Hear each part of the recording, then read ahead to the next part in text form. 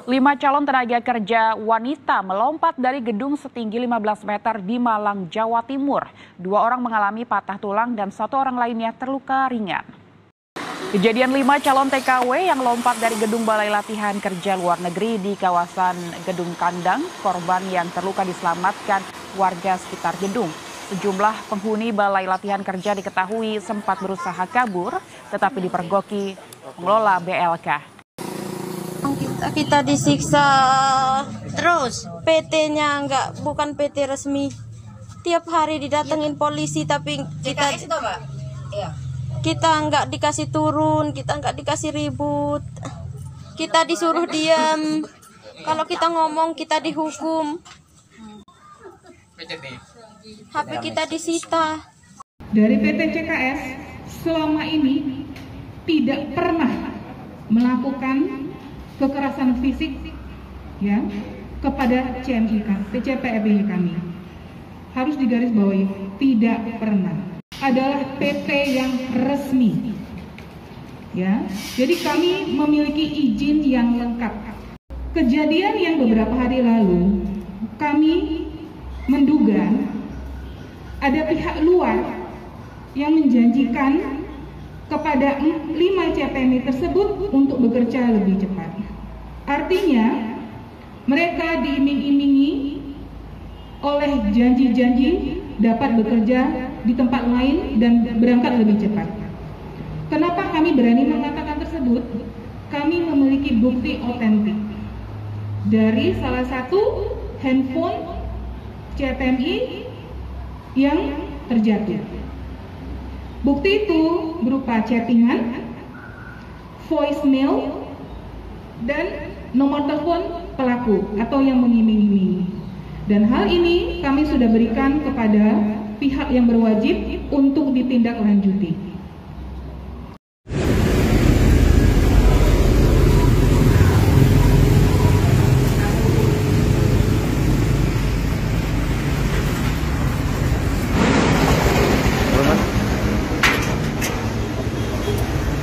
Ya, akomodasi tahu kan?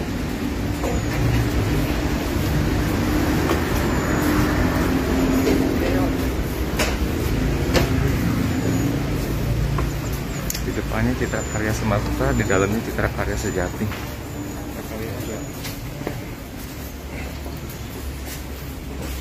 Iya.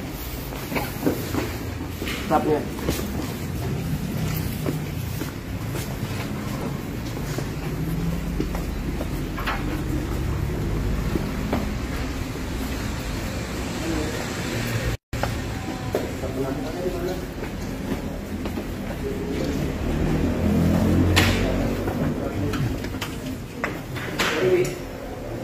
Mau ditaruh di mana? Mana ya?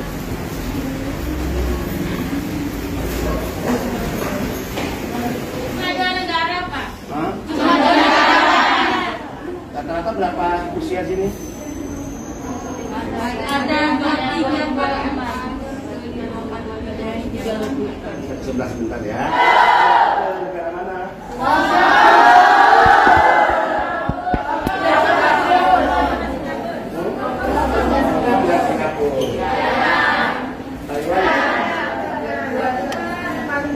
Paling lama, yang lama tadi, Mbak, diri Mbak.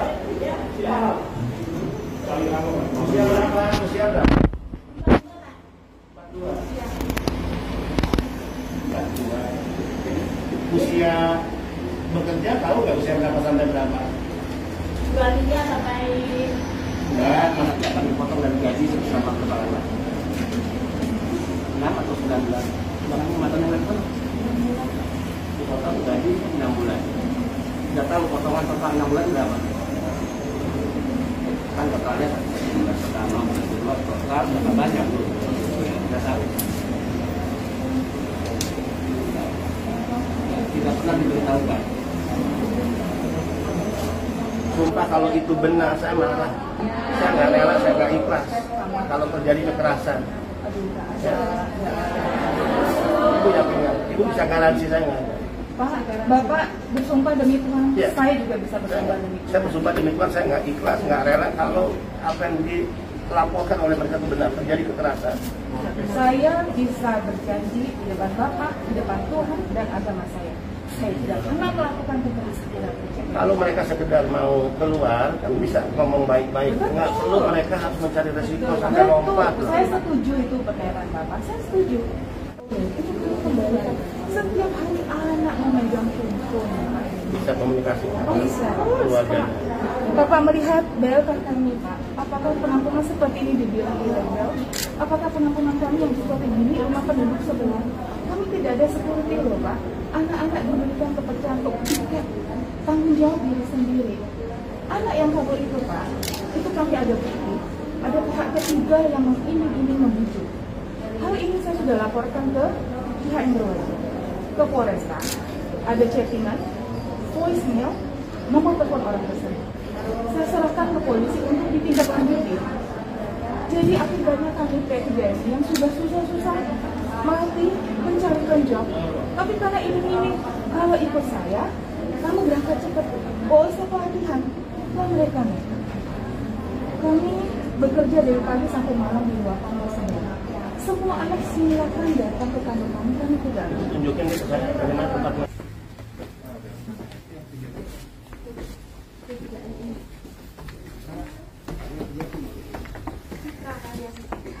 Nanti saya berikan buktinya, Pak. Kalau anak Gila. memilih seperti begitu, mungkin sudah ada yang jemput di bawah. Sudah ada persiapan. Ya tapi kan kalau memang dia ada tawaran orang, buat apa dia mau mengikuti tawaran itu sementara fisiknya yang dia yakini dia cacat pasti. Kita berhubungan mungkin dengan pendidikan anak yang tidak cukup tinggi loh, Pak. Kita pun kalau tahu nggak mungkin. Anak-anak teman-teman yang lain baik-baik. Malam Idul Fitri yang meninggal. Disinyalir ini dibuka, gembok dibuka, mereka lompat ke bawah.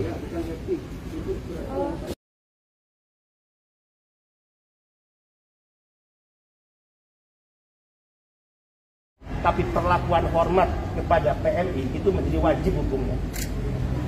Kalau yang akan kita temukan hari ini jelas, ya, misalnya handphone, pengakuan dari perusahaan hanya disimpan selama mereka mengikuti proses belajar. Ternyata kita temukan case tidak dalam posisi belajar, handphone juga ditahan. Ini kan sarana vital komunikasi loh. Mereka penting berkomunikasi setiap waktu dengan keluarganya. Kedua, pemotongan tadi gaji. Singapura 5.500.000. Ternyata dipotong selama 8 bulan. Ya, per bulan dipotong 4.100.000. Mereka hanya tinggal mendapatkan 1.400.000. Cukup apa?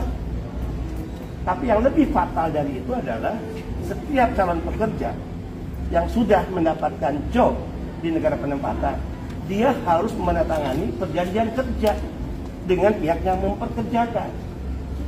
Disitulah diatur apa yang menjadi hak-hak dan kewajiban.